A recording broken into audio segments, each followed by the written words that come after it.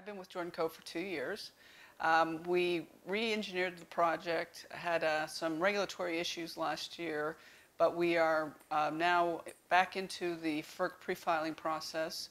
We will submit our final application towards the end of August, and we expect to be able to update our environmental work, have a full final environmental impact statement and certificate by third quarter next year.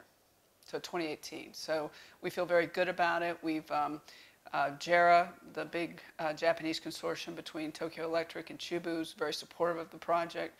We signed and announced key term sheets last year, as we did with the Tochu, and we're continuing to make a lot of progress with a number of other Asian buyers. So I think we've got some momentum. We've got a new administration who's very, very much pro LNG exports.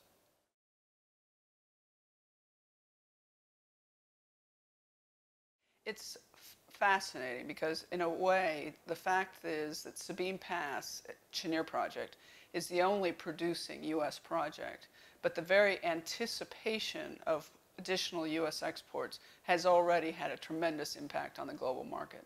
And I think the one thing about U.S. exports is price formation is very transparent. You know, buyers are buying natural gas at deeply traded hubs.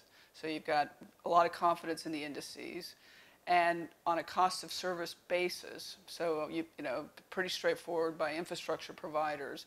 So it's going to give more transparency to prices and moderate prices, because rather than being indexed to oil when the price of oil increases, the cost of supply increases, but because the upstream resource is so vast in North America, and I mean we're talking 3,800 trillion cubic feet recoverable at today's technology, there's just no reason why gas prices will go above a $3 to $4 range. So I think we're lowering the cost, the long-term outlook cost for LNG vis-a other market structures, and it's having a big impact. The other aspect is there are no destination restrictions.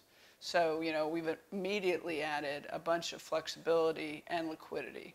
And the changes have already occurred, even though the volumes are only now starting to ramp up. It's been quite amazing to watch. I think we're going to continue to see the development of U.S. exports.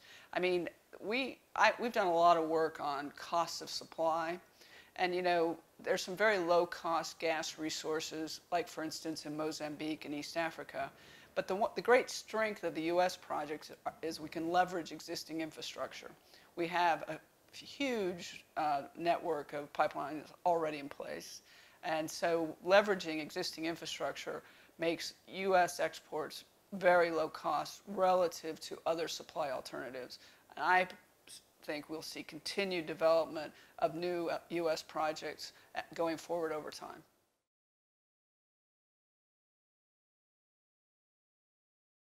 It's interesting. A couple of things I'd comment on. The floating regas storage units, were really just a concept when Accelerate started many years ago, and now they've become completely reliable. They allow countries like Bangladesh or the Philippines to start LNG imports much more quickly than a conventional shore-based facility, some as short as 12-month lead time.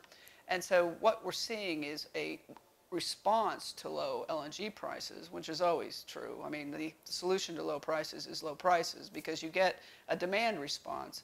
And so Egypt and Kuwait and Pakistan, Bangladesh, I mean, we're seeing the entrance of new buyers like no time I've been in this industry for over 25 years, and that's where the growth is. And you see China imported 33% more in 2016 than the year prior.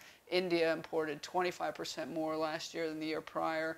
I think we're going to see a lot of growth. And the fact that U.S. exports are inherently kind of capped at the U.S. Henry Hub, which is the world's deepest gas market, and you can take a view very easily on where you think prices will be. I think we're going to continue to see a lot of new demand and a lot of new growth in LNG.